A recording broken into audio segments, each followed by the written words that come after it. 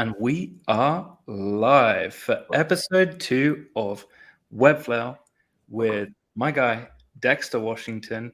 How are you doing, Dexter? Hey man, I'm feeling pretty good. Yeah, thank you for inviting me to this, man. This is dope.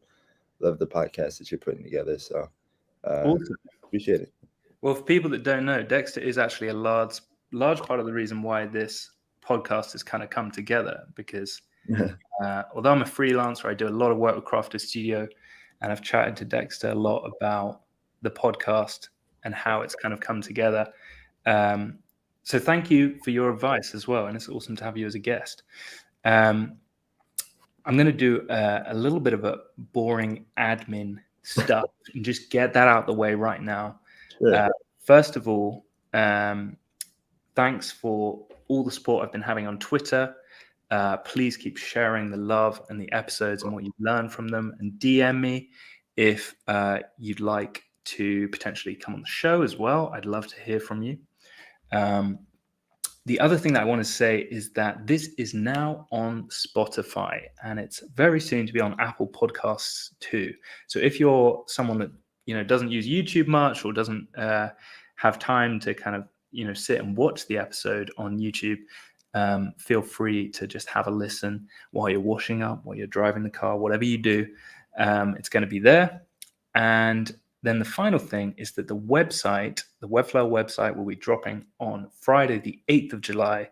I'm going to have articles and do podcast videos, and I'm going to hopefully have some freebies to download by then as well. I want to try and support Webflowers get to the next level.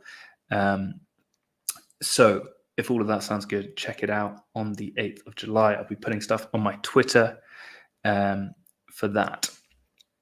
So now I've done the boring admin bits. I'm excited to introduce my guest for today's episode, Dexter Washigton. We have a juicy show for you today. Dexter Washigton is the founder of Crafted Studios, a studio focused on making beautiful and effective websites. Clients include large corporate companies like Yahoo and Allegiant. I think that's how you pronounce it. Allegiant Airlines. As well as some small independent businesses like co-working spaces and restaurants. He has 4 partner agencies that he works with, and his own personal website got an honorable mention award from Awards. All of this success within 2 years of setting up the agency in 2021. It's hard to imagine Dexter would have many failures to talk about at all. However, pursuing a creative career has not always come easily to Dexter. From a rough upbringing, he struggled at school and had a tumultuous home life. Dealing with anxiety and with low self-esteem, he worked in retail for a lot of his 20s, but felt desperately unsatisfied. He started as a freelance photographer in 2012 and sharpened his aesthetic eye. Since then, he has worked in various creative fields from advertising, marketing, and finally design, founding Crafter Studios. Dexter says, "I want to be able to say I did impactful gestures. When it's all said and done, I really do mean that." Dexter, welcome to Webflail, episode 2. Man. I hope I got everything right there. Is that fair? that was good. I mean, it was wow, that's a really great intro. That was good. I see you did some research there. That's fantastic. I have dug deep. I know how many sugars you have in your tea. No, there's a lot of really interesting interviews and stuff online about you. So I think for the people that don't really know you, there's something that you said really that was really interesting in one of the interviews that I read. You described yourself as quiet, calm, and to yourself. And I can attest to that, having seen you in some pretty high pressure situations with clients and stuff. Is that personality strongly influenced by your upbringing? Yeah, that's definitely strongly influenced by my upbringing. My upbringing was wild, man. Like, not all the way though.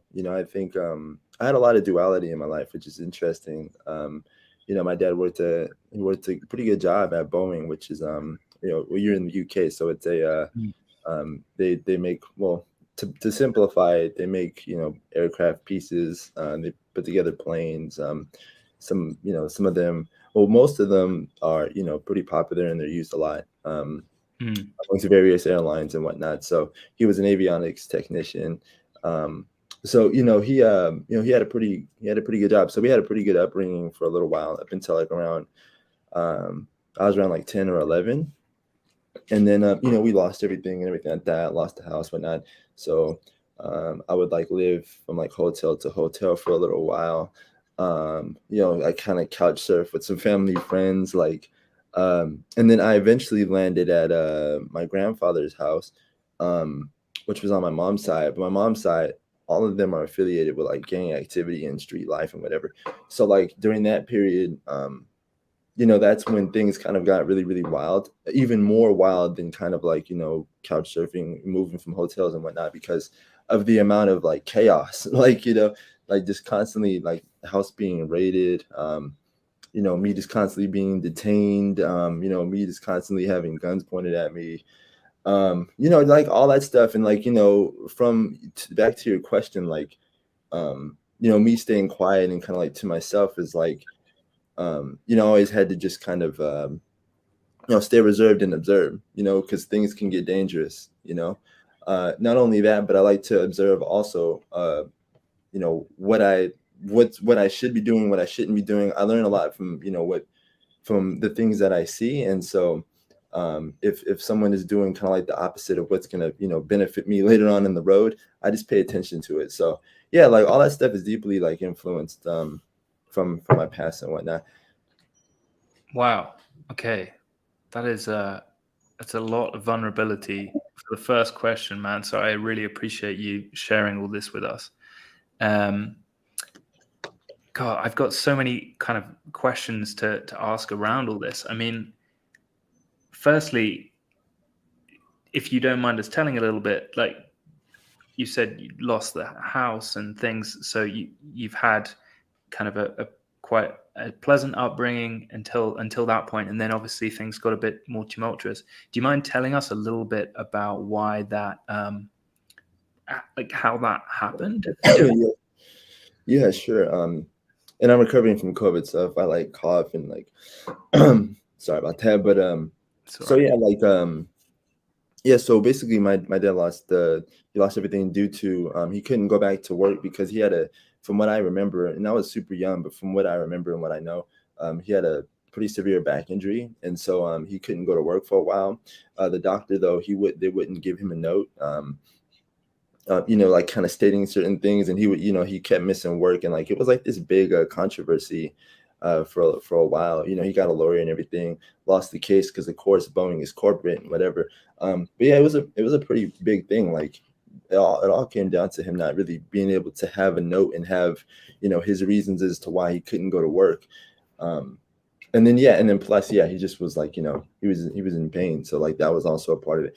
So yeah, like from there I just know that things went crazy. I don't know all the details, but that's something I know that definitely contributed to it. And then he was the only one that was working, so just month after month, things were just slowing down and whatever. So that's how it started. Yeah. Okay, that makes sense. And then and so I mean, this obviously impacted your school life. Yeah. And this made education pretty hard. Yeah. I mean, I can't even imagine what it was like kind of being a teenager in that kind of a life. And it doesn't sound like in your teenage years you had a kind of creative role model. I mean, I can't imagine gang life really helped your photography career that much. I mean, how did your creative how did your creative career kind of start in that environment? Yeah, I think my creative career started, I think, when with my dad, actually, when we lived at the house that I mentioned. He would always draw schematics and kind of blueprints. So he was drawing jets, helicopters, planes, pieces, and parts a lot. And also he liked to draw portraits too. So like he was an artist, kind of, like even though he didn't practice it very much, he had the natural talent. So I would pick up on that. So me and him would draw like cars and like planes and stuff like that from like real young up until like the teenage years. And I think that kind of just sparked my creative, like my curiosity for creativity. Wow. So So yeah, I think from there like it just branched into photography and everything else because he also liked cameras and we would have those 90s film cameras and like throwaways and shit like that. Like yeah, we would have those all over the house everywhere. So my curiosity was always around like photos and art and stuff like that. So I would pick them up and go fuck around outside with them and just a kid being curious about things like that and that just kind of built up throughout the years. Wow. Okay. And it sounds like you had a lot of chance to kind of focus your creativity, like in being in such different environments the whole time as well. Like, Yeah. you obviously had this kind of creative influence from your dad, but then you were moving, and I guess the one stable kind of creative outlet you had in your life at that time was I guess photography. Is that fair to say? Yeah, that's really fair to say because um, when I was moving around, like it's not like there was like neighborhood kids to play with. There was not like there was friends I was making and stuff like that because I would move around so frequently. So like the one thing that like I had to do was just keep myself occupied. So yeah, so like photography is that one thing where I can just go and do myself, like just walk around, take pictures of like little like flowers or like rims on a car I thought was cool. Like I would just be trying to just make stuff up, right? Like and just seeing what happens. I mean, I didn't really have very much room to kind of like play with. I mean, living at like hotel spots, it's not like it's scenic or nothing like that, but like I would try my best to capture like shadows and like little stuff like that.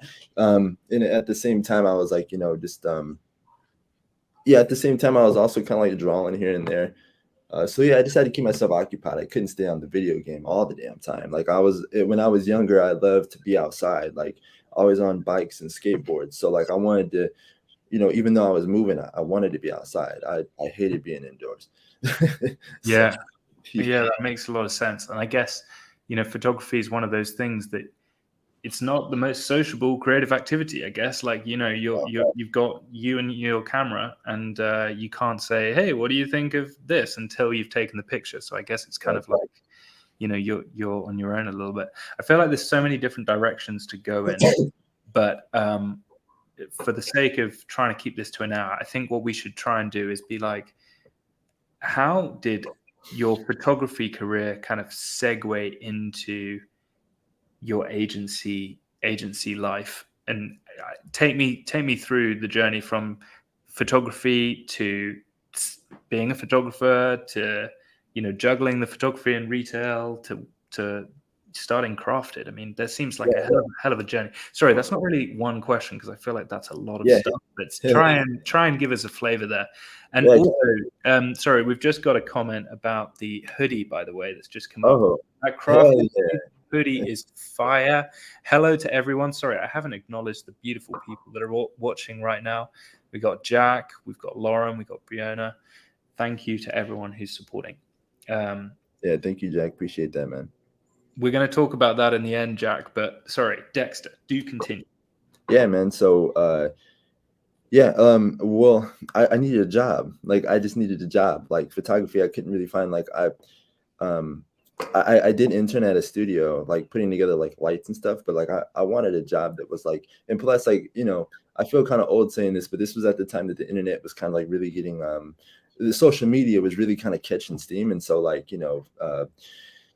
so a lot of jobs were starting to like kind of go into digital. A lot of companies want to start like getting online and stuff like that. So like it was like that transition point where I started to look for jobs, and so like I found a job as a social media manager, managing like this boutique streetwear clothing line store, and that's kind of what got me into design.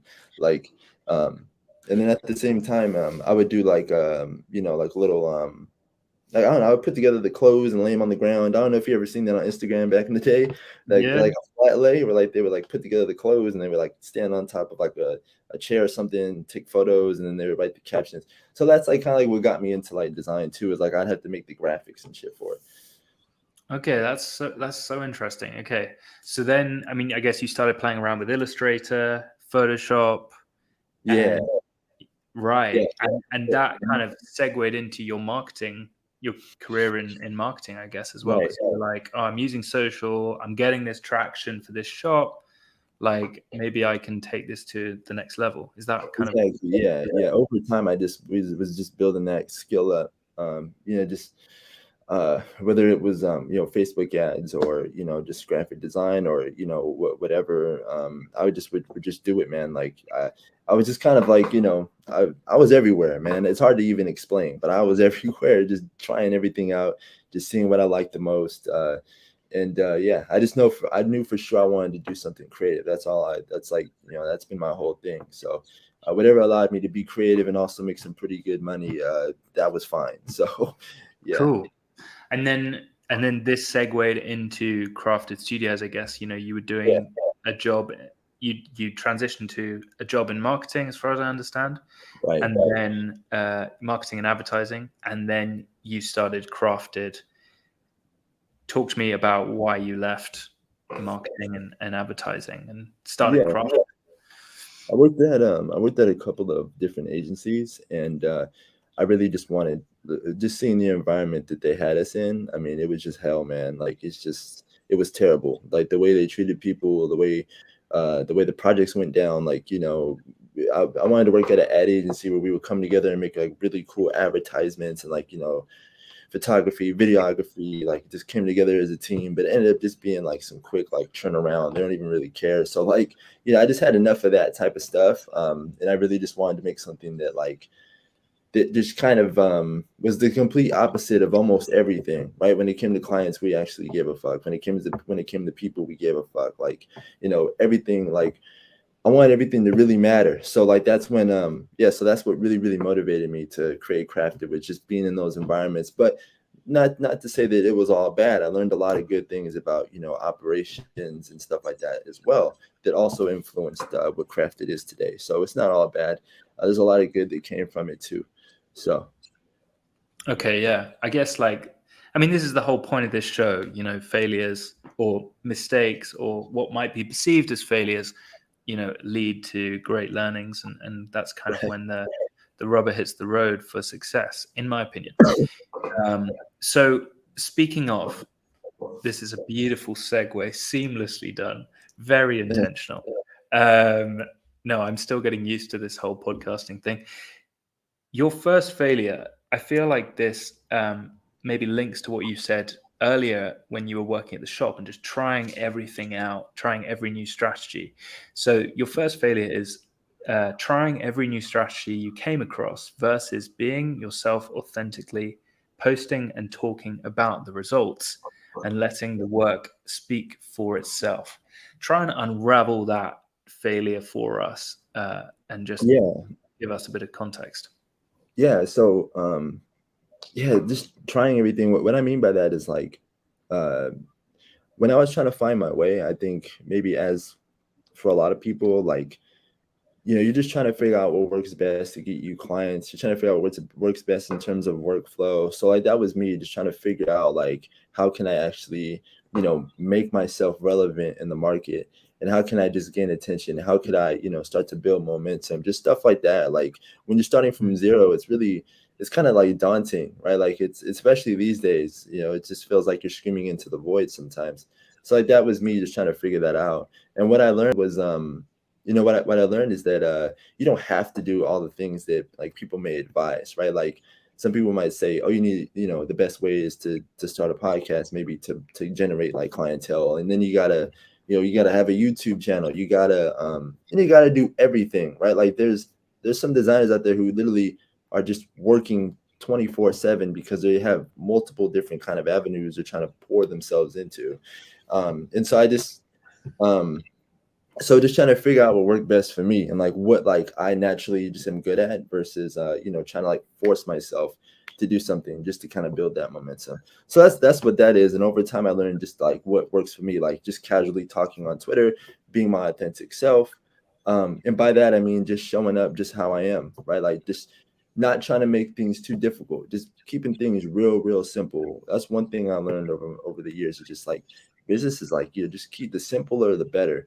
So I try not to complicate things and just wake up and just be myself, and that's just the best marketing tool I found so far. Okay, wow, there's a lot to unravel there. By the way, if anyone resonates with this who's watching, do drop a comment. If anyone wants to ask Dexter anything off the back of what he's saying, please do. And if the question is juicy, I will definitely ask it as well. But you continue on, Jack. I'm actually looking for that damn, because I'm looking for that damn my notes. So sorry if I'm okay. I'm No, don't worry. That's absolutely fine. I mean, I think there's a few different things that you said there that all are very interlinking. But this idea of authenticity and learning that not all advice should be taken, and this is something that I have definitely struggled with. If everyone's giving you advice, then it's kind of like no one's giving you advice, because exactly.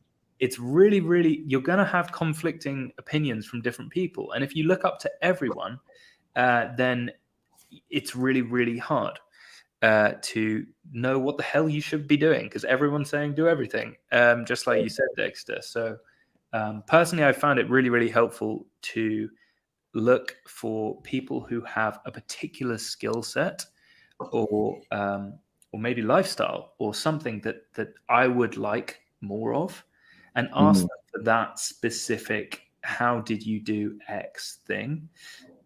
Reaching out on Twitter, or reading their books if they've got that. Right. Because like, you can't try and be everyone, but you can be influenced by different people's particular skill sets. Like, I wouldn't ask Michael Jordan how to bake a cake, but I'd ask him how to shoot a free throw. So he shouldn't be giving me advice about how to bake a cake. But I feel like on Twitter, especially, you mentioned Twitter there, Dexter. Wow, I mean, everyone is giving their opinion about everything, and it's kind of like white noise, unless you unfollow people who are just kind of sharing their whole life story the whole time and their opinion about everything. But there are particular people who I look up to, who I want to be more like in a particular aspect of my life, and I'm following them, and they're giving me some really valuable tips and tricks. So, not sure if that resonates with you, Dexter, as well. It does, yeah, and like Twitter's really powerful, man, because you can just have casual conversation, right? Like that's what makes it so dope, is that you don't have to do this ad copy thing and like put emojis and like try to do all this whimsical shit just to try to get attention. You can just say just what you're doing, and people are invested. And that's really cool. I made a ton of great connections on Twitter. And then also too, like just to kind of like say like some of the bad things that might pop up about Twitter is that like you got to be careful not to talk like a mid-level manager out on there, and like get kind of like caught up in like trying to be completely like be professional.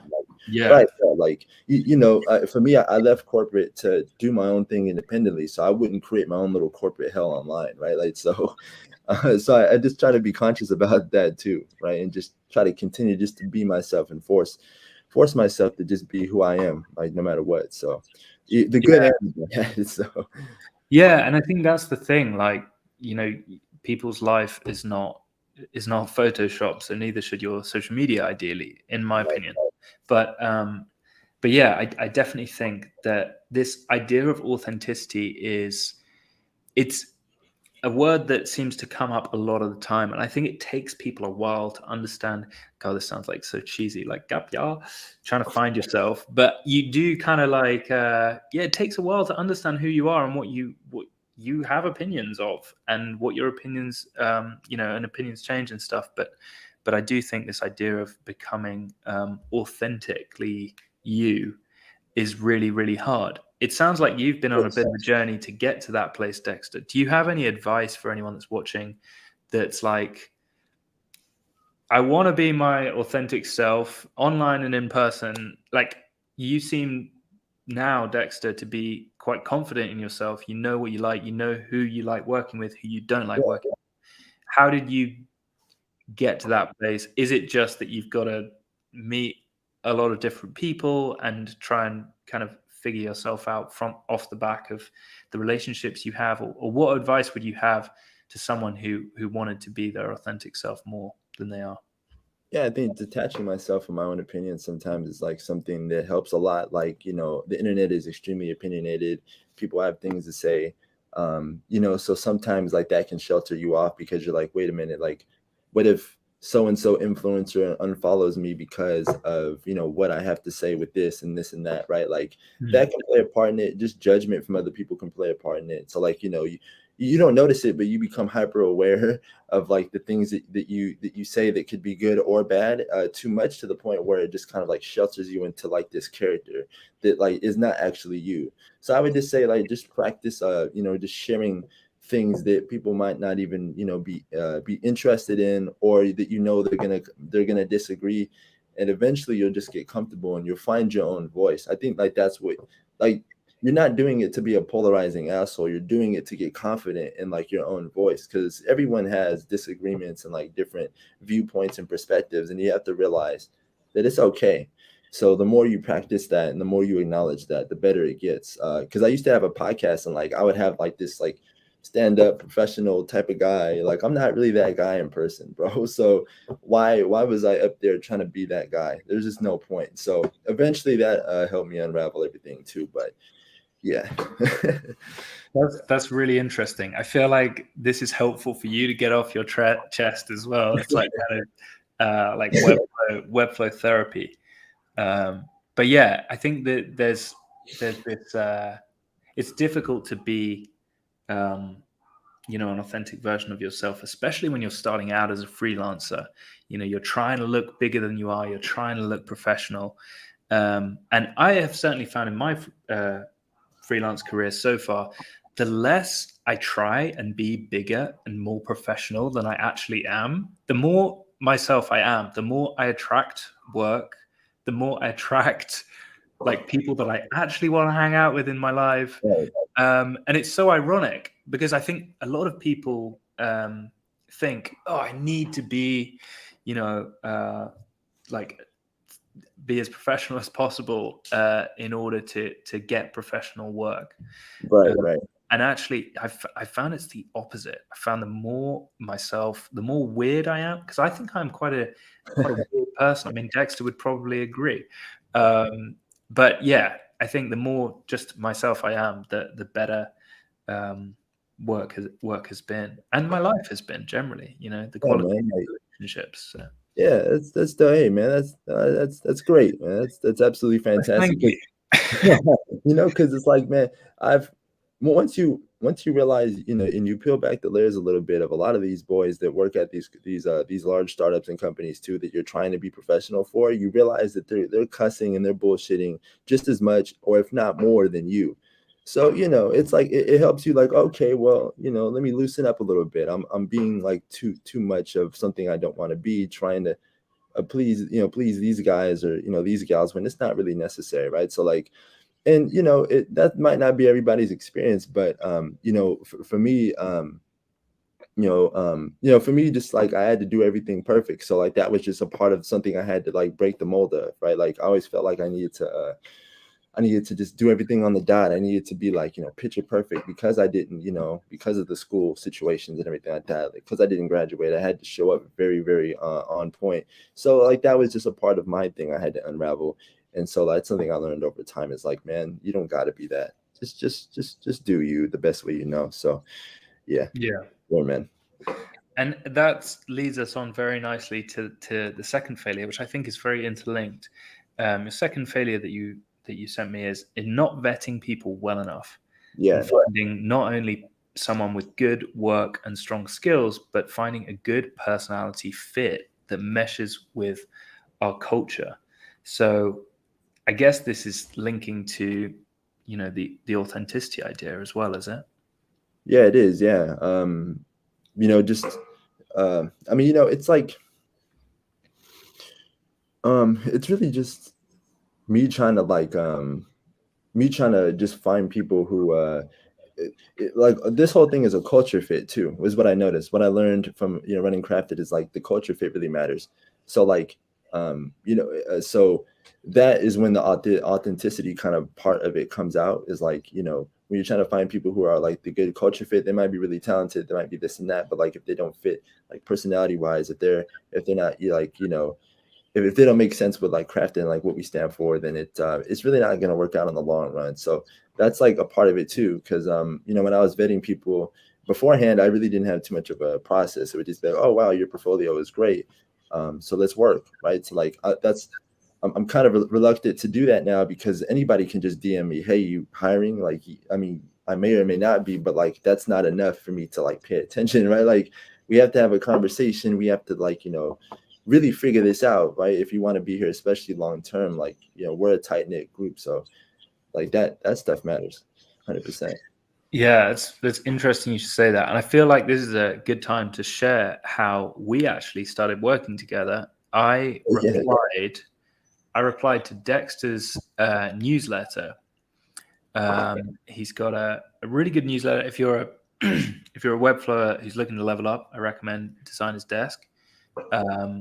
He shares, you know, agency life and a lot of the stuff that we're talking about actually. But anyway, I replied to his newsletter and I was like, hey, just to let you know, really appreciate this. We started talking by email, and then you were just like, hey, do you want to have a call? And it kind of went from there. But I think what, you know, that showed was that I wasn't in it. I wasn't just going straight into the DMs, going for an ask. yeah, And it was just like, thanks. Like I hear you. I appreciate the content that you're giving out for free. Like, cheers. I appreciate you. yeah. And I think you know, a lot of the time people kind of go straight in for the take before like giving.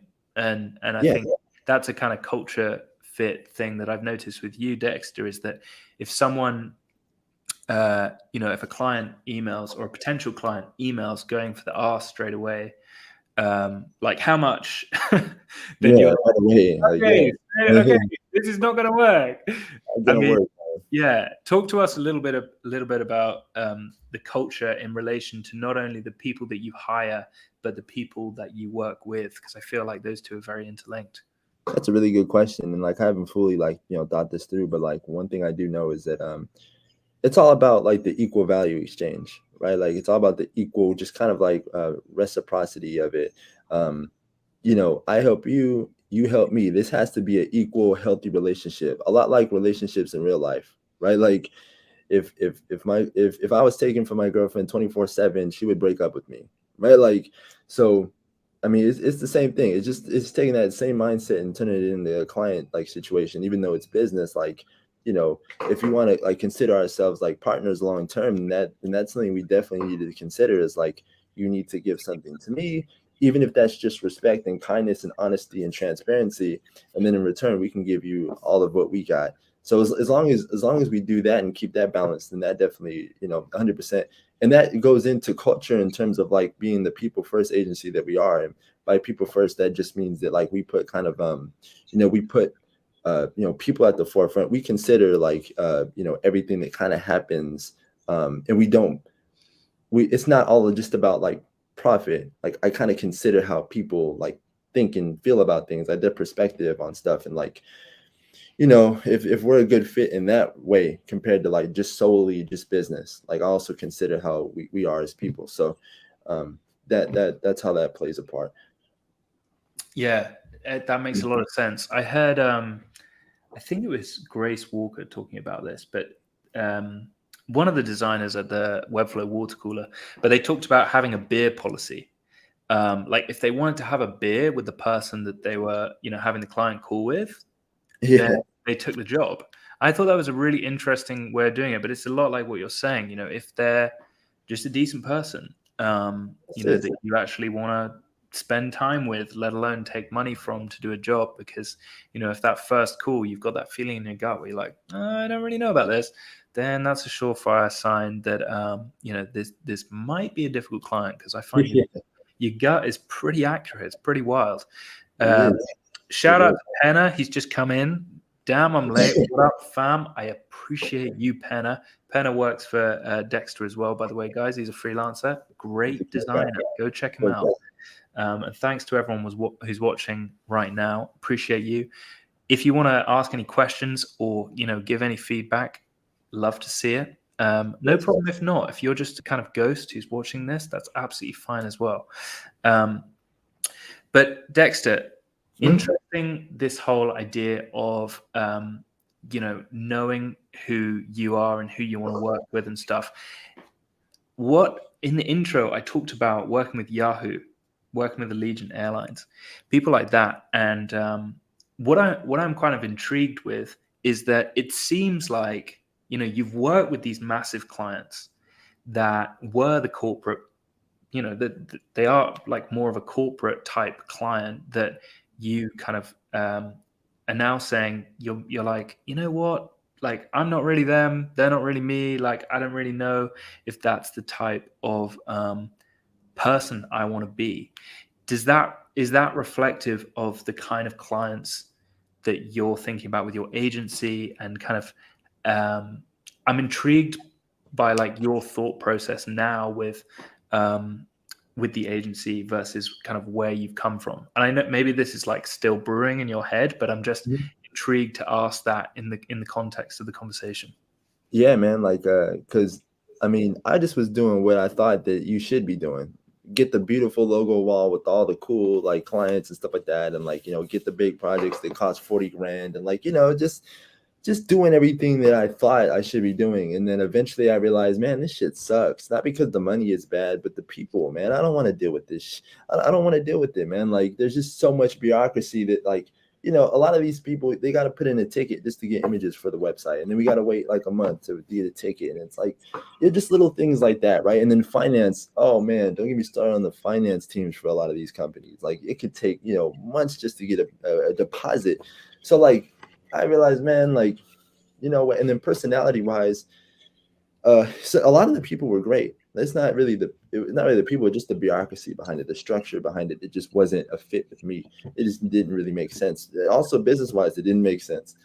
So yeah, that's why nowadays I'm like, man, I really just want to work with small business owners, entrepreneurs. I want to work with like startups and like people who really just the vibe fit too. Like if we fit as a person, but I realized in my experiences working with like those smaller companies and like smaller teams and individuals that it's a lot more smoother. We get really, really close. And like, that's what's really cool about it. Like, we get closer to the business, and then we get kind of like close as like just working as people, which is tight. So yeah.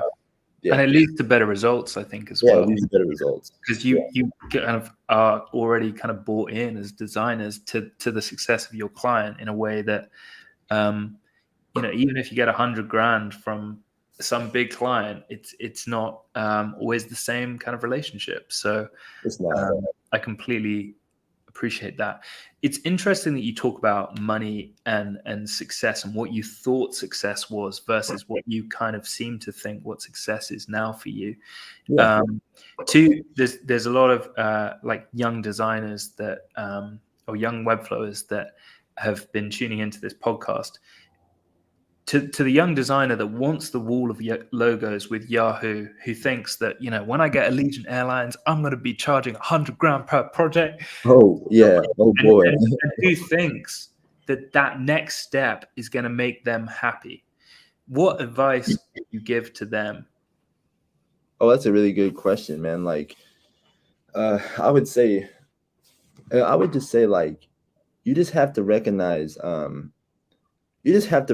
what you're interested. Like, here's the thing. I'm not mad at that, because you might be trying everything, and then when you try everything, you figure out what works. Because that's what it was to me. So if you want to explore that route, go ahead, because it actually might make you happy. But if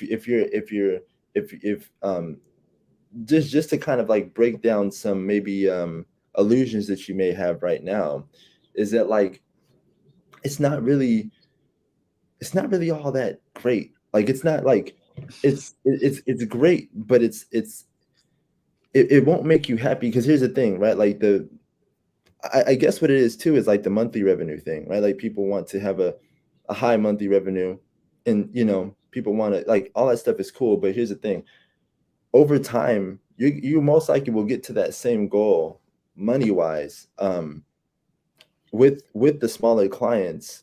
And sure, it might take you one more project a month, but you're still gonna land there anyway, right? Like, you're most likely gonna land there.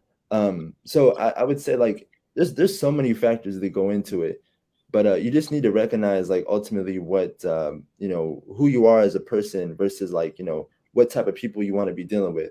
A friend of mine told me that he works in landscaping. He told me like he's worked with like the high end clients that drive like Mercedes and like they have big houses and like this and that. And then he also can work with like the person who has a house and just has a just casual living like and he said like he had to pick his boss, like who he wanted to deal with, because essentially that's what it is. Like these people are going to be telling you things, right? Like these people are going to be demanding and needing things, and that's fine. But you have to just like figure out, okay, who do I want to be telling me what, like and like who am I as a person versus that. So I mean, that's kind of a jumbled answer because I haven't thought that one fully through yet. But like, yeah, it's those things might not make you happy, man. Like just straight up, they might not, because it's just they're just projects and it's just money. Like you can find that somewhere else, and it might make you more happier working on a portfolio versus like a huge corporate website. And besides, you don't even really get creative control. I haven't gotten too much creative control working with large corporate websites, so it's like there's that piece too. So yeah. Wow. Okay. So to summarize there, what you think success or what your idea of success is right now might not actually provide you the emotional result that you think it will. So study yourself, try and work out who you want to hang around with. And if it is people wearing suits, then you're in the right spot. But if not, then be prepared to have some projects that you might not enjoy so much. And the other thing that you mentioned there, which I think is really interesting, is that the smaller projects give you often more creative control, which is ultimately the whole reason why we're all doing this whole Webflow thing, because we enjoy making stuff. So, in the context of getting paid loads, great. But, if you're miserable, then, how much does happiness cost? I don't know. Yeah. Here's the thing too. Like you think that the thing is like you think all these things give you leverage. That's what I thought. I thought all these things were going to give me leverage so I can eventually have creative control. I haven't got to that point yet. Maybe it's going to take me years and years and years, like some Christo agency type shit where I can, but like I don't want to, do this type of stuff for years and years and years in order to get to that point. So like, there's other ways you can like leverage projects to do the things that you love to do. And yeah, it doesn't have to be that route. Yeah, really good point. Wow, Carl, we are dropping some truth bombs. Well, I think I don't know. I think we're expressing our own honest opinions, which I think expressing, experiences is what it may be false. Someone's probably watching this like, hey, that's cap, that's nonsense. But to me, it's my experiences, and hey, yeah. I think the conversation that I had with you when I first started working with you, because I looked at that logo wall as like a young designer and thought, whoa, this guy's the real deal. Like he is getting big projects and stuff. And then when I spoke to you, you were like, yeah, it's not all that. Like it's cool, but actually making this restaurant website right now that I am loving. And I'm like, okay, cool. It's really interesting to talk about this. And let's move on to your final failure. So focusing too much on getting larger clients versus ones with reasonable deadline, personality fit, and it's a project we actually like to work on. I feel like we might have just covered it. We covered it. We can go back to that one too. But one thing I wanted to mention is like on the topic of like vetting people. Because here's the thing, right? Like if you're building an agency or a creative studio, whatever, I think it's just extremely important to have a process in place that like takes people through kind of the ringer. You almost want to put people through a ringer of like, testing their skill set out and like, having a genuine conversation on this and that and this and that, right? But like the reason why I'm like that these days, and I'm so adamant about that, to the point where like we have like Chris, like he's our lead developer, he's in there now, like in these interviews trying to like figure out, okay, what do you know, this and that, because I lost a lot of money online trying to just basically just taking the route where I just tweet something out and like just DM me and then you're hired on spot.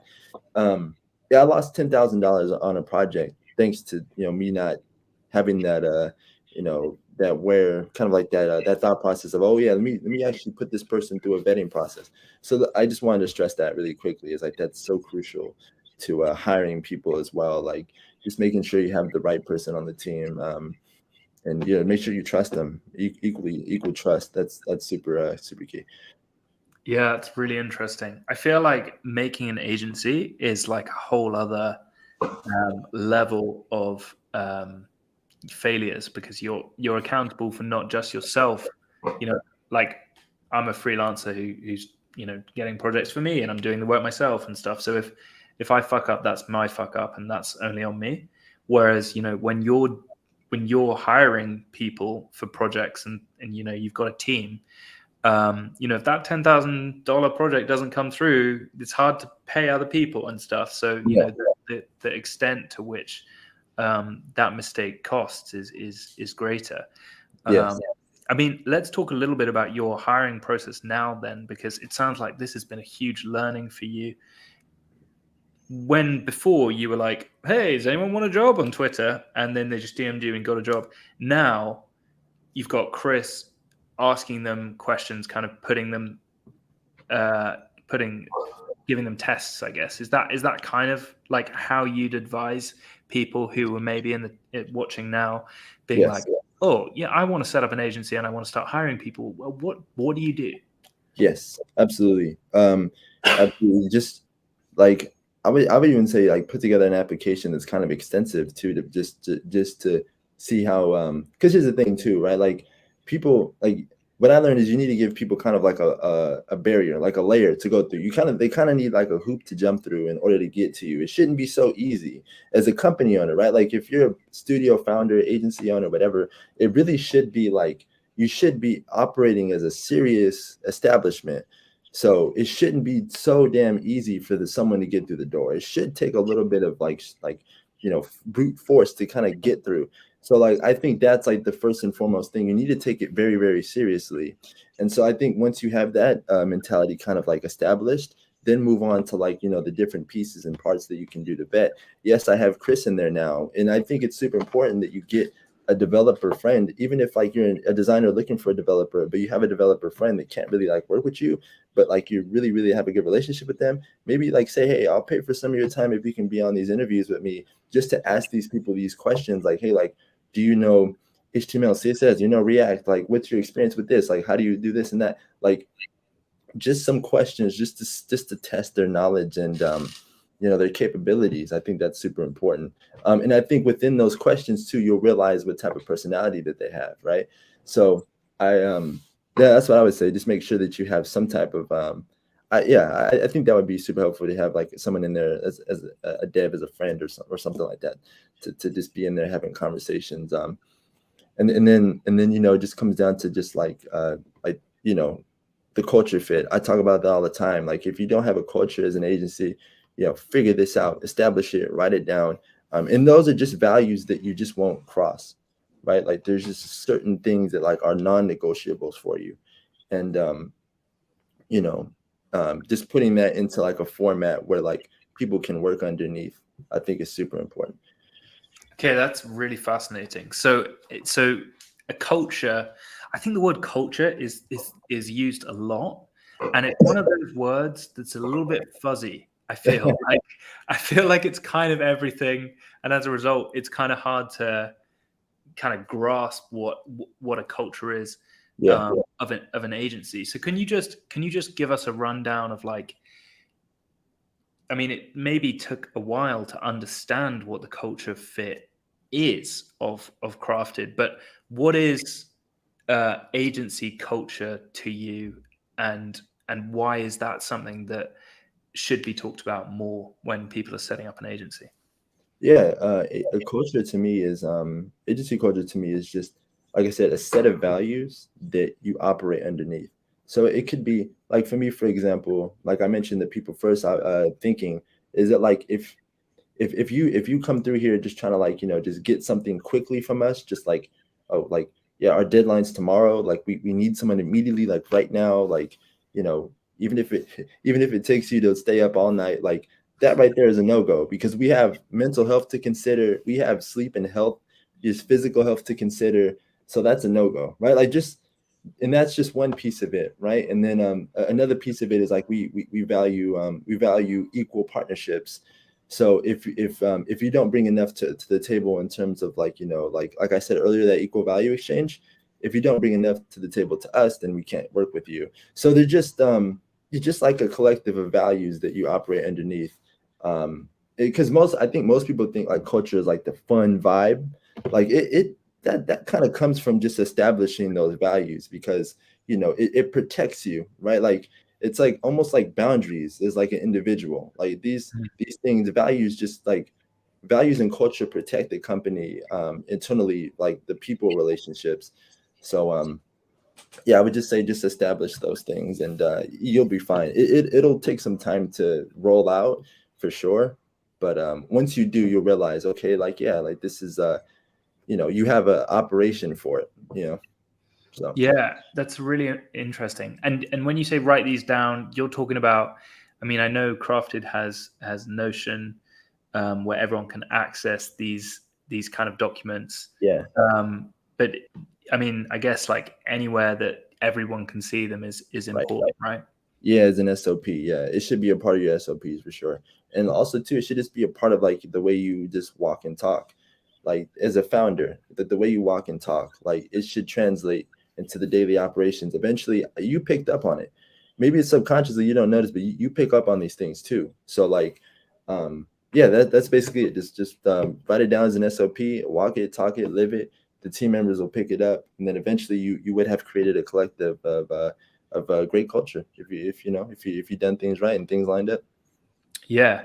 And I might also add as well that, like, even if you are a freelancer who is working for yourself, Yes. I would recommend also doing this process, just because, I mean, Dexter kind of started out with an agency. He was like, okay, I want to do an agency, right? A lot of people, when they're starting an agency, are doing all the work themselves, and a lot of people who are freelancing to start with, they freelance, and then they're like, oh, you know what, I think maybe starting an agency would be good because I've got a lot of work to handle. So either way, whether you are someone like Dexter who's like, I want an agency and I need SOPs to do that, or you're a freelancer who is just starting, just work out what your SOPs are, so that if you were to hire someone, you have, here's what I do, here's how I do it, here's what our culture is. SOPs are standard operating procedures. If anyone is like, huh, what are you talking about?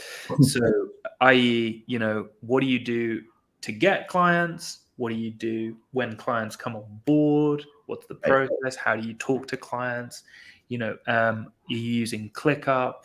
What tools you're using? All of that stuff, I'd recommend doing, whether you're a freelancer or intending to start an agency. I have spoken way too much. I'm meant to be interviewing you.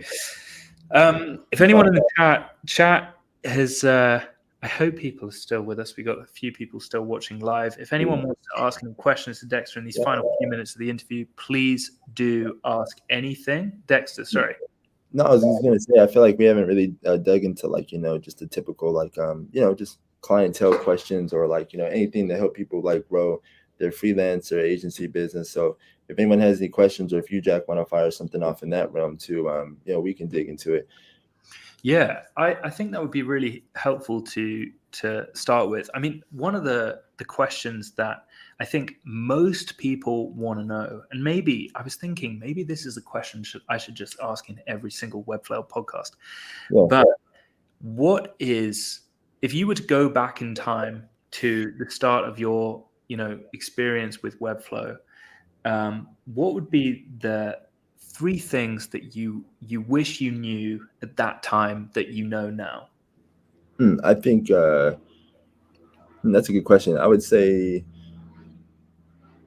I'd probably just the way that's a good question, man, because I think with me it would evolve around clientele in some way. Like, the way I attract clientele now, and just putting together like how to put together like that strong portfolio and presence. I think yeah, when I was getting started, I think I really was just kind of scrambling, just putting stuff together, and I wasn't really all that sharp in terms of like how I want to market it.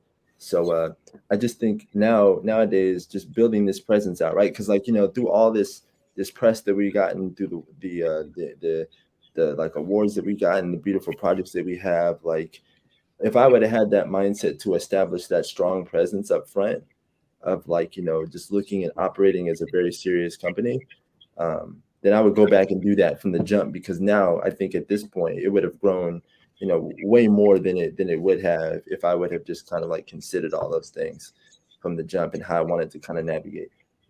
That's interesting. So I guess establishing a platform. Are you talking about maybe as a freelancer having more conversations on Twitter, getting to know what agencies are doing in the space, and kind of understanding how to network? Is that kind of like a key skill set to start out as a Webflow freelancer? I would very much second that. Yeah, absolutely. Very much, and then also just taking yourself seriously. Like a lot of potential clientele, like they may view you as a freelancer who just needs the money, and we just need someone to do it quick. To negate that, I just think building up a very strong presence and establishing like those values I talked about earlier, showcasing it on the website, like having a strong visual identity, and just kind of like knowing yourself. Like what type of projects you want, what you want to attract. Like these things create a very strong ecosystem. So I think me establishing that early on would have changed the game for sure. Even as a freelancer, like, because like I started out by myself, like long, like maybe in 2019 when I just started learning Webflow. And like I was just kind of out there. I was treating it as like a side hustle, and just making money here and there. But I was trying to be serious, but my habits were saying side hustle, right? So just I would have definitely geared those habits towards creating something that's serious. Like, yeah. That's really interesting. Yeah. So I guess believing that what you do is valuable to people, and treating it like a job, and making sure that you send out professional proposals if that's how you, if that's definitely. do, or what it is. That's a good one. I like that. Definitely like a job, man. Like a job for sure. Like nowadays, it's a job to me. I wake up, I start at 9, I end at 6. Sometimes if I got to put in OT, I put in OT. But it's like a job to me, man. Like it's every day. So it's not like one day I decide, like I can take a break. It's not what I'm saying I can't. But like I'm not lollygagging. It's intentional breaks. Like I'm not just like, oh well, let me just slack off and just like not do what I need to do, because everyone knows what they need to do, right? Like. So just putting in that effort every day and pretending it's a job, you got to clock in and do your tasks. That definitely like changed the game for me. So yeah. So I guess that's a mindset thing. So we've got a question from Jack and Sharaf. I'll do Jack's first. So Jack says, which product of Crafted Studios are you most proud of? Ooh, that's a great question. I really don't know, man. I would say that Renew project. That Renew project. I like it a lot. I like it a lot because of the collective team effort. That's the one I'm most proud of. Penna, I don't know if he's still in here, but Penna that was in here earlier, he worked on the branding. You worked on design firsthand. Business model switched. I worked on the design. You developed it. Chris advised the tech stack. Like there's like a collective effort of us, and that's something I'm really proud of, because that's like the projects I really, really want. Is it like everyone can do something. So that was pretty cool. That's awesome. I've just put the link in the chat if you guys want to check that out. Oh yeah, still a little work in progress, by the way, for those of you who are like clicking that link. It's like a little bit of a work in progress. There's some like little things bugs we got to clean up. And yeah, so. Yeah, sorry if I put the wrong link. Is that all right to do? No, you're fine. I can't even see the link. I don't even. Okay. Well, that's fine. Hopefully that's fine. And Sharaf asks, how do you handle pressure and stress in your day-to-day running a team of creatives? This is a good question. Yeah. I really don't feel any pressure or stress, it's more so versus the clientele and how their relationships are affecting the team. Like how the clients are affecting the team members is more so what stresses me out versus you guys pressuring me. Because the thing is with crafted, everyone knows their roles and they understand through like, me just having the SOP set up, me just assigning things correctly. Of course, we have a project manager, so things I guess on our side are fine. Just the clients versus how they're treating you kind of stresses me out, because of their demands and trying to navigate like their demands and stuff like that. So how I handle that though is like, it's just through, I guess, so just brutal honesty and just trying to like just stay patient, right? Just staying patient and just making sure that we're just keeping the project moving along is like just super important. So like with me, when it comes to projects, like I don't really care about, I do care, but I have like this calm demeanor about me that I really don't care about like the emotions and like the stuff that can feel frustrating and hectic. I'm just focused on what can we do to get the project moving along, right? So just having that clarity is how I stay like stress free through that with handling the team. So Yeah, that's really interesting. Yeah, it's hopefully the people that are working for you in the agency aren't stressing you out too much. But yeah, the clients are the it's the most client. difficult one. But I Yeah. think the brutal honesty comes right back to the start of this conversation, talking about authenticity. Knowing when to say no, knowing where your boundaries are as an agency and as an agency owner. Right. That comes from probably having clients walk all over you a couple of times, and you're like, well, that's never happening again. And then you're like, right, we're going to change or revisit our SOPs to make sure that our process doesn't let that happen.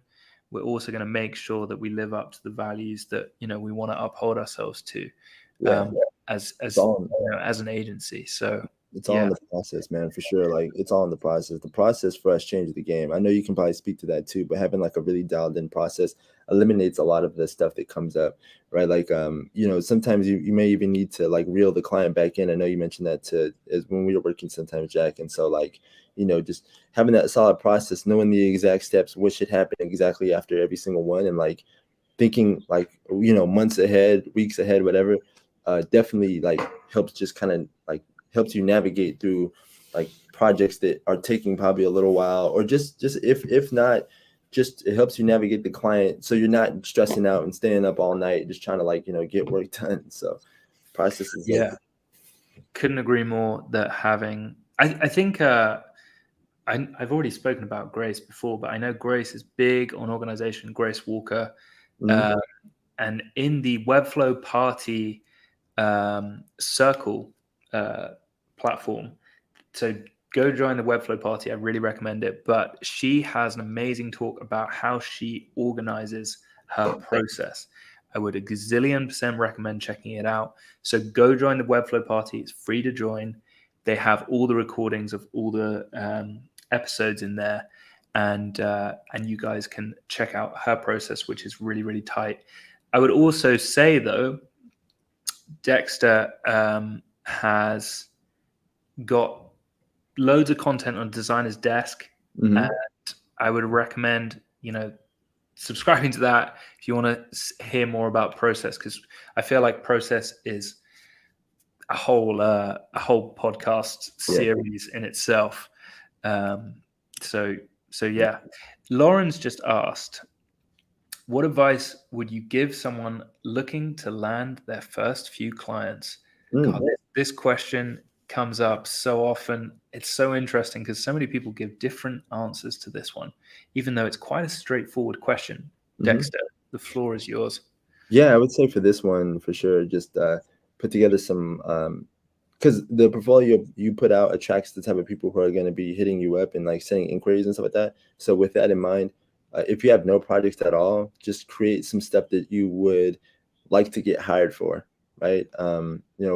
Whether that's like if you're working on like only software websites, then do that. If you want to do something that's like aesthetically pleasing, you want to create like blogs for women who are entrepreneurs, then create those types of websites. Like be very intentional about the type of work you produce, and it can be like a variety of things too, but just make sure that whatever work you put out is like, it fully kind of like communicates your capabilities and your aesthetic and like what you really really want to get hired for. Because ultimately, yeah, that's why people hit you up. I think yeah, that's in my experience is like, directly kind of like the reason why we get hired for, oh, I like your guys' work and we like something that's very similar to that. Can you do that? And so that's what you'll find a lot. So that's what I would say. Just put together like a really strong portfolio, even if you have, one client or no clients at all. Just put together like some mock projects and yeah, like just start pushing yourself online. I would say like Twitter is a great place to start because of the atmosphere is so loose. Um, and then yeah, just kind of go from there, right? Like, and just hit up your network already. Like, even if it's just family and friends, you don't even have to be like any like business or designers. If you don't know anybody, hit up your family, hit up your friends. Let them know, like let them promote you. And eventually someone will be like, oh wait, yeah, this person needs a website. Talk to them. And it might start off with some projects that you might not like, be like, man, this is really, really, really what I want. But it'll get you started. It'll build momentum. The whole thing about finding your first few clients is that momentum. And the reason why I'm telling you to start with like mock projects and like just start to just like do things just to get the word out like really quickly is just because you want to gain that you want to build that momentum. Eventually that starts to snowball the more you stay on top of it into a whole bunch of opportunities. I promise. So Yeah. yeah. And I'd also add to that as well, Lauren, that this is personally my experience, that I didn't actually get clients consistently when I was starting out. It was hard. I was skint. So instead, I actually got this advice from Ethan Suero, who works for Flux Academy. He he told me, Jack, you don't need to get clients. What you need is some agency experience. You need to get projects through agencies. So what I did is I basically messaged different agencies and said, here's my portfolio. I had 3 projects on at the time, I think, all made up. And I was basically like, hey, I'm a freelancer. I'd love to assist with any Webflow design or development projects. And I basically freelanced 4 different agencies. Like, you're still getting clients, but you're getting them through someone else, and you're not earning as much money, but you're getting amazing experience by learning from people who have far more years than you, and you're getting projects on your portfolio that are real tangible projects. They're it's not like I did a design for my dad's mate. It's like, this is a company that you're going to this agency, and then the agency are giving the work out to you. So I'd also say, everyone talks, how do I get my first clients? How do I get my first clients? I'd also say that an option is to potentially, how do I get my first work? And you Yeah. could frame the question like that, and freelance for agencies. Yeah, that's viable because that's also how I like partly started out too, aside from the advice I gave earlier, is like just building those partnerships to get, to just start yeah, just to start making like, some money like right away, right? Like just start creating projects for other agencies, other, just other establishments who, have web projects, just forming those partnerships and stuff like that. So that's really good advice too, because that's definitely how I got my first few as well. So that's super key. Cool. Penna is on fire in the chat. Yeah, So he actually asked a couple of things. sure. Jack Hayward yoinked my question. I also want to know which projects you keep coming back to because you just love how it turned out. I also want to know what project you went to. You just love how it turned out. Oh, um, yeah, that's a really good question. I would say that, man, there's a couple. I really do like that restaurant website, the Wimmel's website. That one is really nice. It's really cool. I never really seen a website like that before. So, the split screen with like two different establishments in one website was really cool. So that's one I definitely keep coming back to because the aesthetics, and then I just like the structure of it. It's really cool. Awesome. Yeah. And again, not the biggest project you ever landed, but one that you keep coming back to, it shows. So I feel like we should wrap this up. I said I'd want to keep it to an hour, but we've gone a little over. Absolutely no problem, because I feel like we added, hopefully, a lot of value at the end there. If anyone wants to ask any other questions, I'm sure Dexter, I know I am, and I'm sure Dexter would be open to getting a DM on Twitter, potentially. Sorry, I'm speaking for you. Maybe that's not fair. You're going to be deluged with DMs. But yeah, do you want to put in the chat maybe, or just say what your Twitter handle is, and how people can follow you beyond this podcast? Sure. Yeah. Let me I put it in the chat here. Well, can I put it in the chat through here? Like through this? Yeah. And that's like we're just right here, right? Just boom, like that. Okay, so I can. Oh, in the comments, or yeah, in the comments. Yeah. I'll just put it in there. Yeah, I can drop it. That's the Twitter. Sweet. So that's so WJR for anyone that's listening to this podcast on Spotify. Yeah, definitely. Let me see. Well, me those two. Oh no, it's just people leaving comments. Cool. Yeah. So yeah, just hit me up on Twitter if you need that, and then plus, let me give you the link to my newsletter, which I think is like that's where if you're looking for also like value on like agency operations or landing clients and all that stuff that we talked about. Hey Sharaf, have a great day as well. Thank you for joining. Then yeah, you should definitely check out the Designer's Desk, because I give away a lot of free game, if you will. So check it out. Yeah. So that's designersdesk.substack.com. Yeah. So go check that out too. Thank you for everyone who's left all these amazing questions and comments. I hope we've provided loads of value there. One thing to add is that Webflail will be answering a lot of these questions through articles and stuff. I'm going to write up the transcript of this podcast episode as well. So hopefully you guys are going to get some benefit. You can revisit that if you'd like as well. Is there anything that you'd like to, parting words that you want to say to these guys, Dexter, before we end? Yeah, I think one thing is, well, if I could just kind of like just mention that I know Jack earlier mentioned he mentioned the hoodie, so he liked the hoodie. So yeah, these are actually this one here is this one plus like a bunch of different colors of shirts, and another hoodie is going to be on our store. So you should check it out. Just keep an eye on if you follow me on Twitter and stuff like that. I'll post the link and whatnot.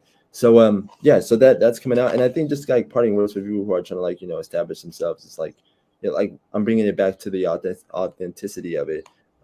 As long as you just root things in authenticity and of course giving good value to your clients and just trying to be helpful, versus like trying to do these like sales calls and stuff like that you might see like all these things, all these different like things, and these like sales scripts and all these wild like things that people try to do to land clients at a high level. You really don't need all that. It's all about just providing value and how you can help people. And if you're confident that you can help people, then just say, hey, I think I can help you. This is what we can do, right? Like, so that's really all. Just wanted to leave those parting words, because I definitely have tried the sales script route, and that was a while. So yeah, awesome advice there. Authenticity, just lean into authenticity. Yeah, authenticity will win, and you don't need to act all professional. You can just be you. It's kind of wild advice, because it's pretty much what your mum said before you went to school discos, right? Just be yourself. But actually, hey, she's got a point. Cool. I feel like we should wrap up there. Tons of knowledge dropped. Thank you so much, Dexter, for coming on this podcast. Sure. It really, really means a lot to me. And I will let you know when I've written up the transcript. Thank you to everyone who's stayed for the journey. If you have any other questions, obviously DM me or Dexter, both on Twitter, or send us an email or whatever you want to do. But thanks very much, guys, and have a great rest of your day. All right, thank you, Jack. Cheers, guys. All right, cheers. Bye.